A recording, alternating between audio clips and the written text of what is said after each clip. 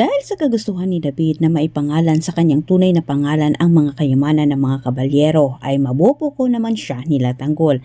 Samantala, tatapatan nila Tanggol ang alok ni David kay attorney para sa kanya ibigay ang yaman ng mga kabalyero. Kung 20% naman ang ibinigay ni David, ay higit pa ang ibibigay nila Tanggol. Pero napagtanto naman ni attorney na baka hindi tutuparin o mano ni David ang pangako nito sa kanya.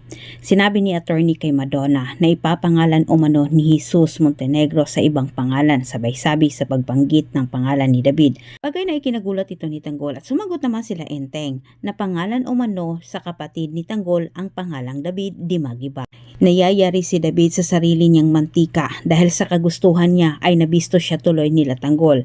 Nabuko nila ito. Bilang isang abogado naman ng mga kabalyero ay agad ipinatanggal ni attorney ang pangalan ni David. At ang ipinagtataka naman nila Tanggol kung paano o mano nangyari at ano ang koneksyon ni David dito kay Jesus Montenegro.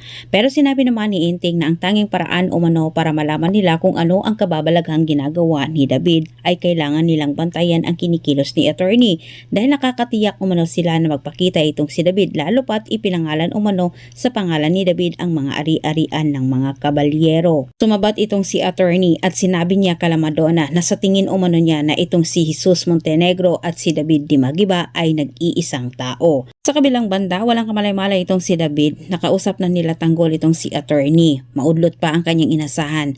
Dahil sa natuklasan ni David na nagkabutihan na itong si Ramon at Marites, ay handa na itong si David na kumalas sa kanyang pagpapanggap bilang Tanggol.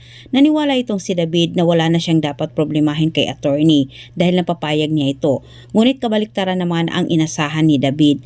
Gusto nang makipagkita itong si attorney kay David dahil may sasabihin umano ito sa kanya. Ngunit hindi pumayag itong si David makipagkita kay attorney kahit napilitan nitong si attorney na sabihin kay David sa telepono mismo, sabay sabi na may lumitaw umanong isang kabalyero na kinukuha ang mga ari-arian ng mga kabalyero. Halos nanggagalaiti itong si David sa galit.